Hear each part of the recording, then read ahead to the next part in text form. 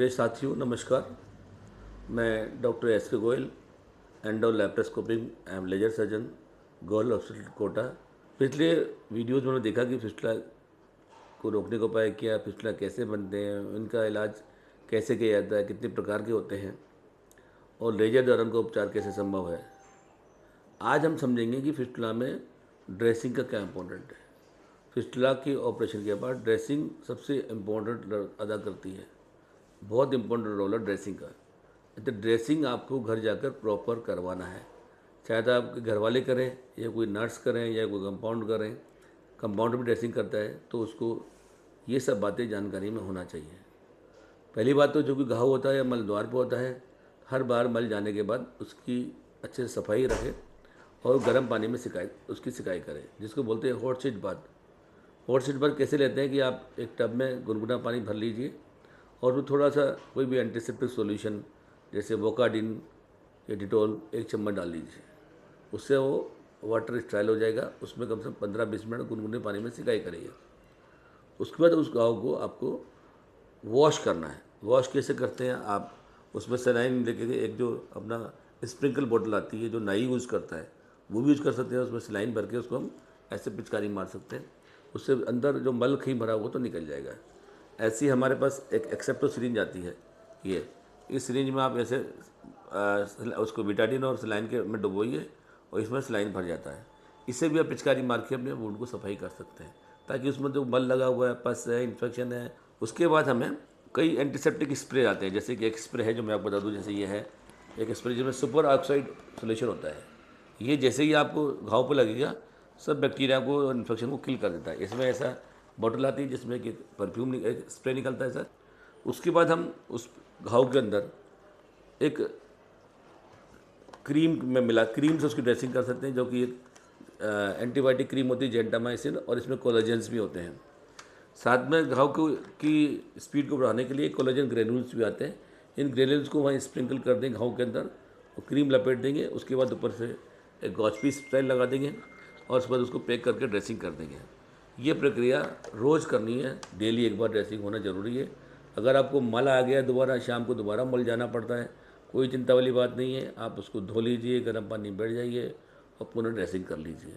इससे उद्देश्य ये है कि आपका घाव जो फिस्टुला का वुंड है वो क्लीन होना चाहिए, साफ़ रहना चाहिए। उसमें मल भरा नहीं रहना चाहिए, पस भरा नहीं रहना चाहिए और कोई भी गंदगी भरी हुई नहीं रहना चाहिए।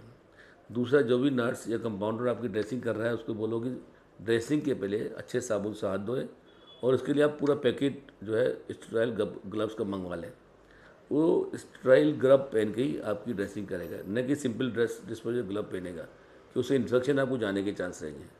संबंधित डॉक्टर से संपर्क हर 15 दिन में आपको दिखाना होता है, ताकि आपको देखना पड़ेगा कि आपकी ड्रेसिंग प्रॉपर हो रही कि नहीं हो रही है और वुंड की हीलिंग प्रोसेस ग्रोथ हो रही कि नहीं हो रही है। वो सर्जन देख के पहचान लेगा कि आपका वुंड हीलिंग की तरफ जा रहा है या वहीं रुका हुआ है।